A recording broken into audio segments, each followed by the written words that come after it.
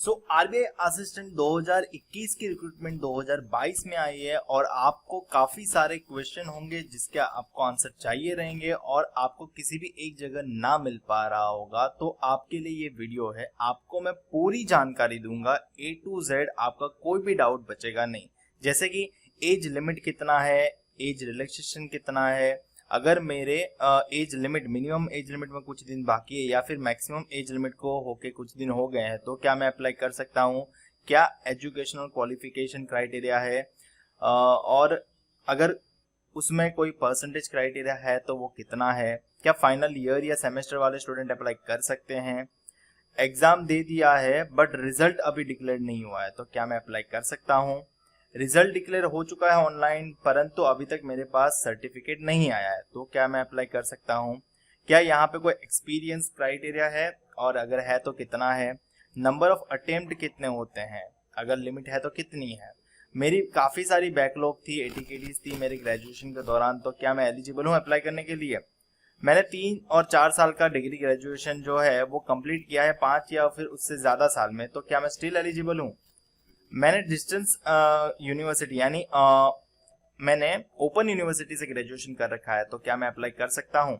और भी कई सारे डाउट जैसे कि एग्जाम स्टेजेस कितने हैं और एग्जाम पैटर्न क्या है, क्या मैं एग्जाम में कैलकुलेटर यूज कर सकता हूँ, क्वेश्चन टाइप कौन सी रहती है, ऑब्जेक्टिव होती है या फिर डिस्क्रिप्टिव होती है या फिर दोनों होती है, एग्जाम का मीडियम क्या रहता है, हिंदी लैंग्वेज में पेपर मिलता है या फिर केवल इंग्लिश में होता है या फिर कोई लोकल लैंग्वेज में भी पेपर अवेलेबल होता है, क्या यहाँ पे कोई नेगेटिव मार्किंग होता है, अगर होता है तो कितना होता है, क्या यहाँ पे कोई सेक्शनल टाइमिंग होता है, अगर होता है तो कितना होता है, क्या कोई सेक्शनल कट ऑफ है, क्या यहाँ पे कट ऑफ प्रीसेट होता है या फिर एग्जाम के बाद डिसाइड होता है, क्या कट ऑफ स्टेट वाइज जाता है यानी ऑफिस वाइज होता है या फिर पैन इंडिया वाइज एक ही कट ऑफ बनता है, क्या एग्जाम मोड ऑनलाइन होता है या ऑफलाइन होता है, और अगर एग्जाम मोड ऑनलाइन होता है तो क्या हमें एग्जाम सेंटर पे जाके देनी होती है या फिर घर से दे सकते हैं ऑनलाइन, क्या यहाँ पे कोई इंटरव्यू है और फाइनल मेरिट कैसे बनता है जिसके आपका चयन हो जाए। और भी कई सारे डाउट जैसे कि अगर मेरे स्टेट में कोई वैकेंसी नहीं है मेरे स्टेट के ऑफिस में तो क्या मैं अदर स्टेट के लिए अप्लाई कर सकता हूं,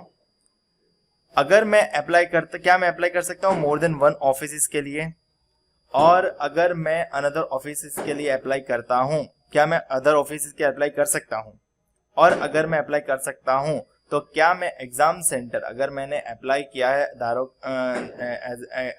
like if I apply for X cities and I belong to Y cities, तो क्या मुझे एग्जाम देने के लिए मतलब मैंने अप्लाई इस सिटी के लिए किया है बट मुझे एग्जाम देने इस सिटी में मिलेगा, ऐसा हो सकता है। तो मैंने अनदर स्टेट के लिए अप्लाई किया हो तो क्या मैं एग्जाम सेंटर खुद के स्टेट का चॉइस कर सकता हूँ। इन सभी सवालों के जवाब आपको इसी वीडियो में मिल जाएंगे, तो वीडियो को अंत तक जरूर देखेगा और आपके सारे डाउट क्लियर जरूर कीजिएगा। तो चलिए शुरू करते हैं। सबसे पहले जान लेते हैं टोटल वैकेंसी कितनी है। तो देखो टोटल वैकेंसी 950 है। बाइफर्केशन आप देख सकते हो ऑफिस वाइज यहाँ पे आप, और यहाँ पे आपको कम्युनिटी वाइज यानी कैटेगरी वाइज आपको बाइफर्केशन देखने को मिलेगा। और अगर आपको प्रीवियस ईयर 2013 से अब तक कितनी वैकेंसी आई है वो ट्रेंड देखना है तो आपको इस वीडियो में मिल जाएगा, वीडियो की लिंक डिस्क्रिप्शन में अवेलेबल है। नेक्स्ट, यहाँ पे काफी सारे डाउट होते हैं। What will I do if there is no vacancy in my state और यूनियन टेरिटरीज ऑफिस। अगर मेरे स्टेट और यूनियन टेरिटरीज में ऑफिस में वैकेंसी नहीं है, जैसे कि मैं ओबीसी कैटेगरी को बिलोंग करता हूँ और गुवाहाटी में देखूँ, भुवनेश्वर में देखूँ, भोपाल में देखूँ, तो कोई भी वैकेंसी नहीं है, तो क्या मुझे क्या करना चाहिए। देखो इसका एक ही सॉल्यूशन है, आप किसी और ऑफिस के लिए अप्लाई कर सकते हो बट वहां की लोकल लैंग्वेज आपको आनी चाहिए। फर्दर मैं आपको बताऊंगा कि क्या है वो। दूसरी चीज, can I apply for more than 1 office. नहीं, बिल्कुल भी नहीं, आप एक से ज्यादा ऑफिस के अप्लाई नहीं कर सकते। Can I apply for another office. बिल्कुल, आप दूसरी ऑफिस के लिए अप्लाई कर सकते हो बट एक से ज्यादा एप्लीकेशन नहीं दे सकते, अनदर ऑफिस के लिए नहीं अप्लाई कर सकते। Next, if I apply for another state's union territory office then can I choose the exam center in my state। यानी अगर मान लो कि मैं अहमदाबाद स्टेट यानी गुजरात स्टेट से बिलोंग करता हूं और मैं चाहता हूं कि मैं मुंबई से अप्लाई करूं, तो अगर मैं मुंबई से अप्लाई करूं तो क्या मुझे एग्जाम देने के लिए अहमदाबाद का लोकेशन मिल सकता है यानी गुजरात का। तो ये पॉसिबल नहीं है। आप जिस ऑफिस के लिए अप्लाई कर रहे हो आपको एग्जाम सेंटर भी वहां का ही लेना पड़ेगा। क्लियर है? चलिए, मुझे उम्मीद है कि ये सारे डाउट क्लियर हो गए होंगे। आगे बढ़ते हैं। अब बात कर लेते हैं एज लिमिट और एज रिलैक्सेशन के बारे में। जैसे कि एज लिमिट है 20 से 28 साल एज ऑन 1/2/2022, यानी 1 फरवरी 2022 के अनुसार आपका मिनिमम एज 20 साल होना चाहिए, मैक्सिमम एज 28 साल होना चाहिए, तो ही आप अप्लाई कर सकते हो। अब अगर डेट ऑफ बर्थ में बात करूं तो 2 फरवरी 1994 से लेके 1 फरवरी 2002 तक आप अप्लाई कर सकते हो, यानी कैंडिडेट इस डेट पे बॉर्न हुआ होना चाहिए या फिर इसके बाद, और कैंडिडेट इस डेट पे बॉर्न हुआ होना चाहिए या तो इससे पहले, तो ही आप अप्लाई कर सकते हो। एज रिलैक्सेशन कितना है? तो SC ST वालों को 5 साल का एज रिलैक्सेशन मिलता है, यानी इनकी अपर एज लिमिट 28 साल की जगह 33 ईयर्स हो जाती है, यानी वो लोग 33 ईयर्स तक अप्लाई कर सकते हैं। इसी प्रकार से OBC के लिए 3 साल का, पर्सन विद डिसेबिलिटी के लिए 10 साल का, और एक्स सर्विसमैन के लिए इस वाली कंडीशन में 50 साल का, और विडोज और डाइवोर्सी वुमन के लिए और वुमन जो सेपरेटेड है उनके लिए 10 साल का, और जो रिजर्व बैंक ऑफ इंडिया में एग्जिस्टिंग कैंडिडेट है उनके लिए ये वाला। तो ये है age relaxation and age limit.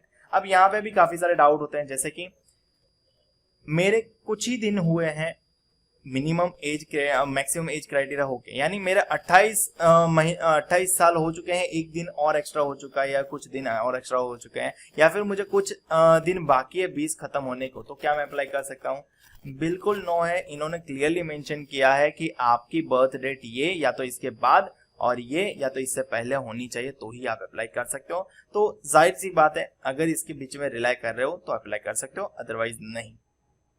Next, educational qualification criteria की भी कट ऑफ डेट 1 फरवरी 2022 के अनुसार ही है। आपके पास बैचलर्स डिग्री होनी चाहिए, कोई भी डिसिप्लिन हो तो चलेगा, बट मिनिमम 50% होने चाहिए।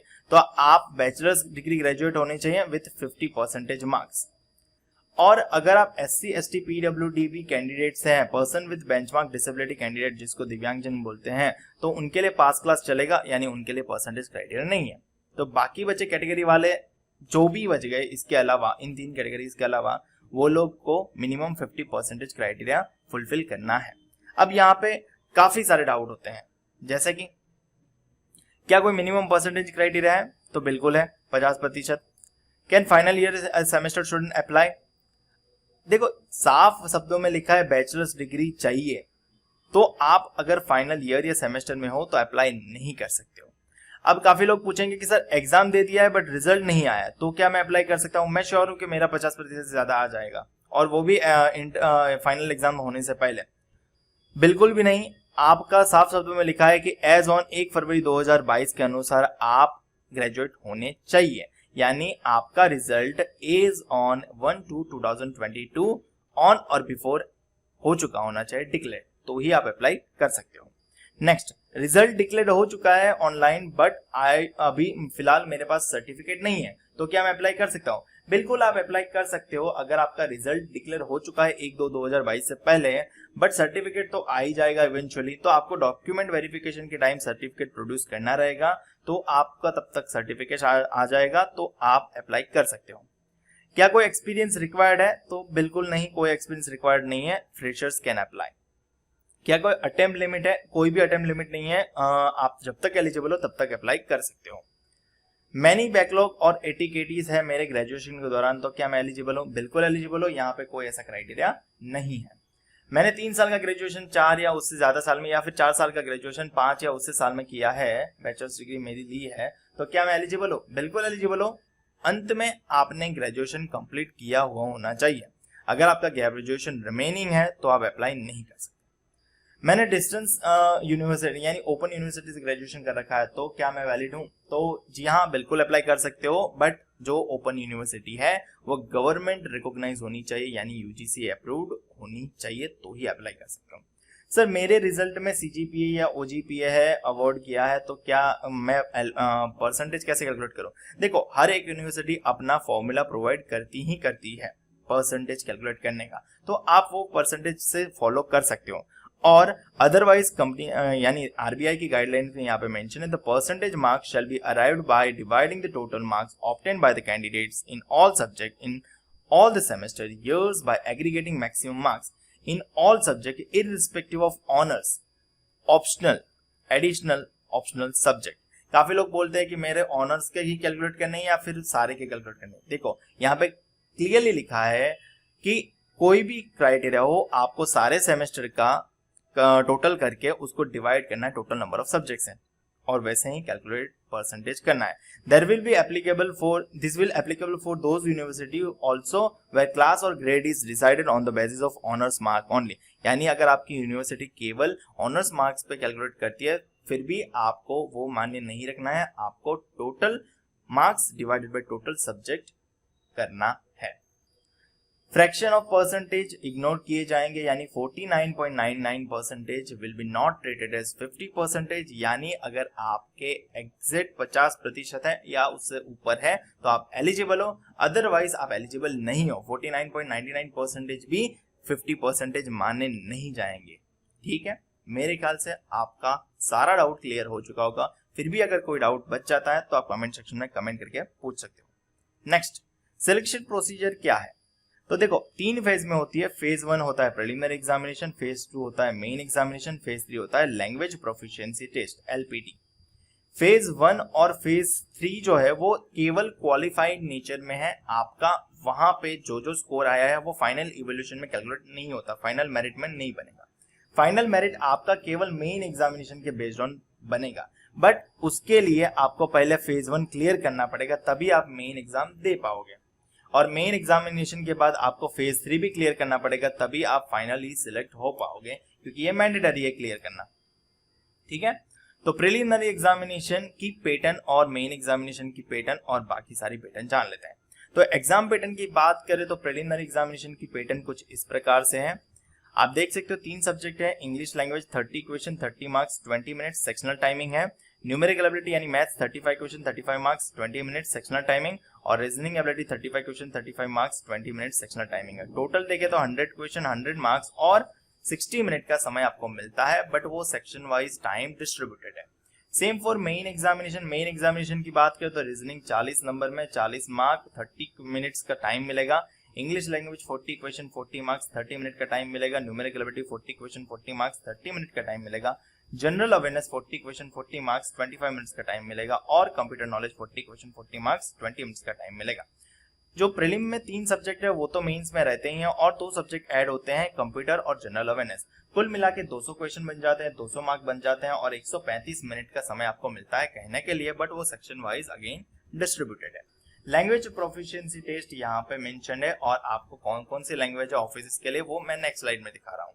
सबसे पहले आपके डाउट क्लियर कर लेते हैं। जैसे कि काफी कॉमन सवाल होता है कि क्या सर मैं कैलकुलेटर यूज करता हूँ एग्जाम में, यूज कर सकता हूँ? जी बिल्कुल भी नहीं, यहाँ पे कैलकुलेटर अलाउड नहीं है। दूसरी चीज, एग्जाम का मीडियम क्या रहेगा? हिंदी लैंग्वेज में पेपर मिलेगा या केवल इंग्लिश लैंग्वेज में रहेगा? देखो इंग्लिश सब्जेक्ट केवल इंग्लिश लैंग्वेज में मिलेगा, बाकी सारे सब्जेक्ट आपको हिंदी लैंग्वेज में मिलेंगे, as well as English language में भी मिलेंगे। कोई लोकल लैंग्वेज में पेपर नहीं मिलेगा, तो आपको इंग्लिश और हिंदी में पेपर देखने को मिलेगा, except for the English subject.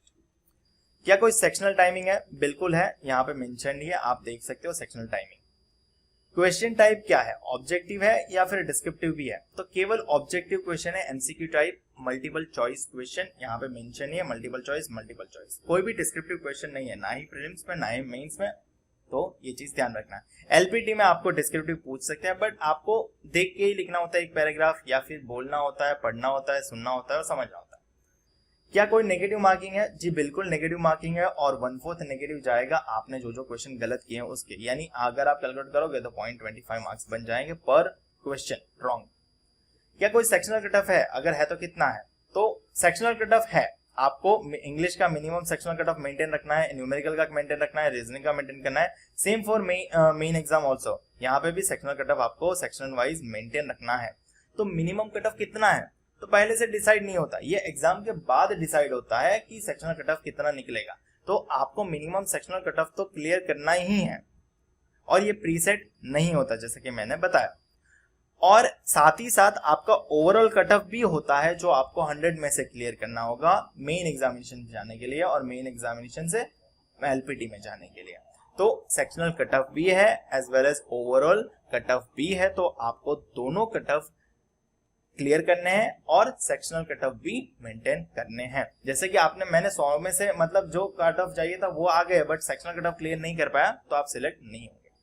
Cut off state wise यानी ऑफिस वाइज रहेगा या पैन इंडिया वाइज, तो कट ऑफ ऑफिस वाइज ही निकलेगा क्योंकि आपको अप्लाई भी ऑफिस वाइज ही करना है। एग्जाम मोड क्या रहेगा, ऑनलाइन रहेगा या ऑफलाइन रहेगा, तो ऑनलाइन रहेगा, आपको ऑनलाइन एग्जाम देनी रहेगी। तो अगर एग्जाम ऑनलाइन है तो क्या हमें एग्जाम सेंटर पे जाना रहेगा या फिर घर से दे सकते हैं, तो जी नहीं, घर से नहीं दे पाओगे। आपको उनके डेडिकेटेड एग्जाम सेंटर जो आपका हॉल टिकट आएगा उस पे जो एग्जाम सेंटर मेंशन रहेगा, आपको वहां जाके ऑनलाइन कंप्यूटर पे एग्जाम देना है। ठीक है, क्या कोई इंटरव्यू है, जी बिल्कुल भी नहीं, यहाँ पे कोई इंटरव्यू नहीं है। आपका सिलेक्शन मेन एग्जामिनेशन के स्कोर पे हो जाएगा, तो मेन एग्जामिनेशन में आप जितना स्कोर कर सको उतना करना चाहिए। फाइनल मेरिट कैसे डिसाइड होता है, तो फाइनल मेरिट मेन एग्जामिनेशन पे ही डिसाइड होता है, बट आपको लैंग्वेज प्रोफिशिएंसी टेस्ट तो क्लियर करनी है। एलपीटी क्या है, तो आप जिस ऑफिस के लिए अप्लाई करते हो तो वहां की आपको लोकल लैंग्वेज आनी चाहिए। तो लोकल लैंग्वेज क्या है, तो अहमदाबाद के लिए गुजराती है, बेंगलोर के लिए कन्नड़ा है, भोपाल के लिए हिंदी है, भुवनेश्वर के लिए ओरिया है, एंड सो ऑन। आप अपने स्टेट की या अपने ऑफिस की लैंग्वेज देख सकते हो। तो आप अगर कोई अदर स्टेट के लिए अप्लाई कर रहे हो, अपने स्टेट में वैकेंसी नहीं है तो आप देख लेना आपको वहां की लोकल लैंग्वेज आती है कि नहीं। अगर नहीं आती है, फेल हुए तो आपको निकाला जाएगा, सिलेक्ट नहीं किया जाएगा। अब बात कर लेते हैं सिलेबस के बारे में। तो आपके साथ मैंने अपडेटेड सिलेबस शेयर किया है और चैप्टर वाइज वेटेज भी बताया है कि कितना वेटेज है ये चैप्टर का। तो आपको ये सिलेबस की लिंक डिस्क्रिप्शन में मिल जाएगी और आपकी प्रिपरेशन में काफी हेल्प करेगा, क्योंकि टाइम कम है और आपको सिलेबस के अकॉर्डिंग ही चलना रहेगा। और आपके साथ मैंने बेस्ड बुक्स का भी रिकमेंडेशन बुक लिस्ट पूरी आपके साथ शेयर कर दी है, जिसकी वजह से आप पहले ही अटेम्प्ट में एग्जाम क्रैक कर पाओ। तो आप ये दोनों वीडियो चेकआउट कर लेना। ये वीडियो खत्म करने के बाद आपको लिंक डिस्क्रिप्शन में मिल जाएगा। 35 डेज का study plan, well balance study plan मैंने आपके साथ शेयर किया है, स्ट्रेटेजी भी शेयर की है, जिसकी मदद से आप पहले ही अटेम्प्ट में एग्जाम क्रैक कर पाओ। और इस स्टडी प्लान को आपको मस्ट फॉलो करना चाहिए। और एक और चीज आपको बता दूं कि अगर आपको बेसिक लेक्चर्स की वीडियो चाहिए तो आपको लिंक डिस्क्रिप्शन में अवेलेबल मिल जाएगा। अगर आपको प्रिलिमिनरी एग्जामिनेशन के लिए मोस्ट इंपोर्टेंट टॉपिक्स जानने हैं तो आपको ये टॉपिक जरूर रेफर करनी चाहिए, और ये टॉपिक से ही मैक्सिमम क्वेश्चन बनते हैं। प्रीवियस ईयर का कट ऑफ जानना चाहते हो तो आपको लिंक डिस्क्रिप्शन में मिल जाएगा। और अगर आप एज अ बिगिनर स्टार्ट करना चाहते हो तो क्या स्ट्रेटेजी लेनी चाहिए तो आपको ये वीडियो में जानने को मिल जाएगा। चारों वीडियो की लिंक डिस्क्रिप्शन में मिल जाएगी, एक बार वो सारे वीडियो जरूर चेकआउट करें। अब बात कर लेते हैं सैलरी के बारे में, भाई देते कितना हो। तो देखो, काफी बर्निंग ये जॉब, काफी लोगों की ड्रीम जॉब इसलिए होती है। एक तो आरबीआई का टैगलाइन कि आपको आरबीआई में काम करने का मौका मिलेगा, जो सेंट्रल रिजर्व बैंक है इंडिया के, ठीक है। दूसरी चीज, कंपेयर टू क्लरिकल और assistant level others in stream, यहाँ पे सैलरी ज्यादा मिलता है। जैसा कि बेसिक पे भले ही 20,700 लिखा है, बट आपका अप्रोक्सीमेटली सैलरी बनता है 45,050 रुपीज। ये विदाउट हाउस अलाउंस HRA है। अगर आप अपने स्टेट में ही यानी अपनी ऑफिस यानी आप घर से ही अप डाउन कर सको वैसे ऑफिस प्रीमाइसेस में आप गए हो तो आपको HRA भी मिलेगा, यानी 48 to 49 के करीब आपका सैलरी बन सकता है। और अगर आपको कंपनी का अकोमोडेशन लेना पड़ा तो आपका 45 जैसा सैलरी मिलेगा। अगर आप देखना चाहते हो सैलरी स्लिप का व्यू तो आपको इस वीडियो में मिल जाएगा, और प्रीवियस ईयर के पेपर डाउनलोड करना चाहते हो तो आपको इस वीडियो में भी गाइड मिल जाएगा। आपको ऑलरेडी मैंने प्रीवियस ईयर के पेपर मेरे टेलीग्राम चैनल पे अपलोड किए हैं। अगर आपको वो पेपर चाहिए तो आप हमारे टेलीग्राम चैनल को ज्वाइन कर लीजिए। टेलीग्राम चैनल की आईडी IBPS गुरुजी, सिंपली टेलीग्राम पे जाके सर्च करो IBPS गुरुजी और ज्वाइन हो जाओ। और RBI assistant memory based paper search करो या फिर प्रीवियस ईयर के पेपर्स का सर्च करो, आपको सारे पेपर्स मिल जाएंगे और अन्य एग्जाम्स के भी मिल जाएंगे। तो जल्दी से जाके हमारे टेलीग्राम चैनल ज्वाइन कर लो, पेपर डाउनलोड कर लो और प्रिपरेशन शुरू कर लो। एप्लीकेशन फीस के बारे में बात करें तो SC ST PWD और एक्स सर्विसमैन कैंडिडेट के लिए 50 रुपए है, और इंटीमेशन चार्जेस जो लग रहा है वो लगेगा। और OBC जनरल और EWS कैंडिडेट के लिए 450 रुपए है, और इंटीमेशन फी और एग्जामिनेशन फी जो लगने वाला है वो लगेगा, ठीक है। और जो स्टाफ कैंडिडेट है उनके लिए कोई एग्जामिनेशन फी नहीं है। तो जो आरबीआई में ऑलरेडी वर्क कर रहे हैं, क्लास 4 एम्प्लॉई हो, जो एलिजिबल हो, वो अप्लाई कर सकते हैं विदाउट फीस। इंपॉर्टेंट डेट्स के बारे में बात करें तो लिंक ओपन हो रहा है, रजिस्ट्रेशन स्टार्ट हो रहा है 17 फरवरी से लेके 8 मार्च तक, यानी आपकी लास्ट डेट है अप्लाई करने की 8 मार्च 2022। अगर आवेदन देना चाहते हो तो इससे पहले आवेदन जरूर दे दें। लास्ट डेट का वेट मत करें, 1-2 दिन वेट करें। अगर कोई और फर्दर डेवलपमेंट आना होगा तो आ जाएगा, बट उससे ज्यादा लेट ना करें, आप अपना रजिस्ट्रेशन कर दें। प्रिलिमिनरी एग्जामिनेशन टेंटेटिव्स हैं, यानी काफी हद तक इस डेट पे हो ही जाएगी, मार्च 26-27 2022 को, और मेन एग्जामिनेशन बोला है मई 2022 को। यानी आप ये चीज समझ लो कि प्रीलिम क्रैक करना है उसके लिए टाइम कम है, 35 डेज का, इसीलिए स्टडी प्लान मैंने आपके लिए साथ शेयर कर दिया है। जम के प्रैक्टिस करो, अच्छे से करो, ताकि सिलेक्शन हो ही जाए। और मेन एग्जामिनेशन के लिए आपके पास मार्च और अप्रैल पूरा महीना है, तो काफी अच्छा टाइम इस बार दिया है मेन एग्जामिनेशन के लिए। तो आपका मेन एग्जामिनेशन बाद में पढ़ना, पहले प्रीलिम को टारगेट करो और वो अचीव करो।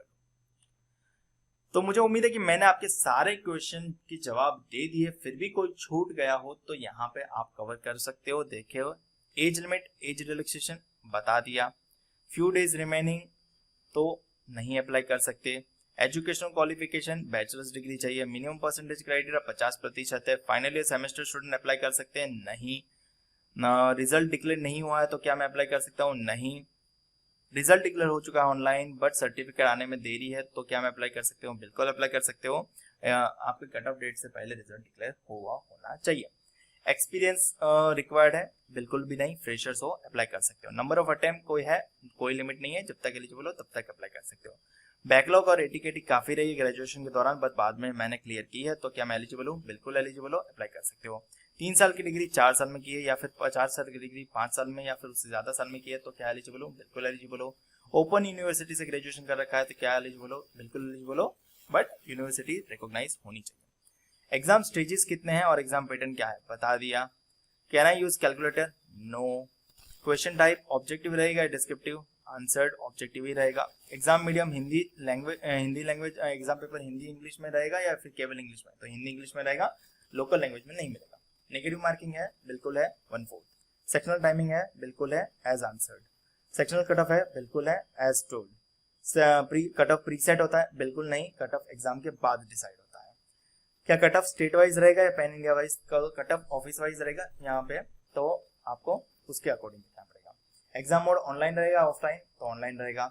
एग्जाम ऑनलाइन है तो क्या एग्जाम सेंटर पे जाके देना है या घर से दे सकते हैं? तो एग्जाम सेंटर पे जाके देना है, घर से नहीं दे पाओगे। इंटरव्यू है? बिल्कुल नहीं, इंटरव्यू नहीं है यहाँ पे, मेन एग्जामिनेशन पे आपका सिलेक्शन हो जाएगा। मेरिट कैसे बनेगा? केवल मेन एग्जामिनेशन पे मेरिट बन जाएगा। अगर मेरे स्टेट या ऑफिस में वैकेंसी नहीं है तो क्या मैं करूँ? तो आपको अन्य लोकेशन के लिए अप्लाई करना चाहिए जहाँ पे आप प्रेफरेबल हो। Can I apply for more than 1 office? बिल्कुल नहीं, एप्लीकेशन में साफ शब्दों में लिखा है आप मोर देन 1 ऑफिस के लिए अप्लाई नहीं कर सकते। Can I apply for other office? जी बिल्कुल अप्लाई कर सकते हो। अगर आपके ऑफिस में, आपके स्टेट का ऑफिस में वैकेंसी नहीं है तो आप अनदर स्टेट के ऑफिस में एप्लीकेशन दे सकते हो। Can I apply for another state union territories office और can I choose another state centre in my state, मतलब exam centre in my state? तो एज आंसर्ड ऑलरेडी कि आप ऐसा नहीं कर सकते। दूसरे स्टेट में अप्लाई करना और खुद के स्टेट में एग्जाम सेंटर चॉइस करना मुमकिन नहीं है। आप जिस स्टेट के लिए अप्लाई कर रहे हो, जिस ऑफिस के अप्लाई कर रहे हो, उस ऑफिस के एग्जाम सेंटर पे ही आपको एग्जाम देने जाना रहेगा। मुझे उम्मीद है कि आपके सारे डाउट क्लियर हो गए होंगे। मुझे उम्मीद है कि आपके सारे डाउट क्लियर हो चुके होंगे और वीडियो भी अच्छा लगा होगा, तो लाइक कर देना, शेयर कर देना अपने दोस्तों के साथ, ताकि उनको भी सारे डाउट क्लियर हो जाए। चैनल को सब्सक्राइब नहीं किया तो चैनल को सब्सक्राइब कर लेना, ताकि आपको भी ऐसी और इन्फॉर्मेशन मिलती रहे। और हमें इंस्टाग्राम पे फॉलो नहीं किया तो इंस्टाग्राम पे फॉलो जरूर कर देना। इंस्टाग्राम की आईडी है IBPS_गुरुजी, क्योंकि वहाँ पे मैं होता हूँ most of the time online और आपके सारे डाउट्स क्लियर कर देता हूँ। तो मिलते हैं अगले वीडियो में, और बाकी जो भी सारे वीडियो मैंने बनाए हैं वो आपको लिंक डिस्क्रिप्शन में मिल जाएगी। तो एक बार वो सारे वीडियोस भी जरूर चेकआउट करें, क्योंकि वो सारे वीडियोस आपकी प्रिपरेशन में काफ़ी हेल्प करेंगे। तो जल्दी से जाके वो सारे वीडियोस भी चेकआउट करें। मिलते हैं अगले वीडियो।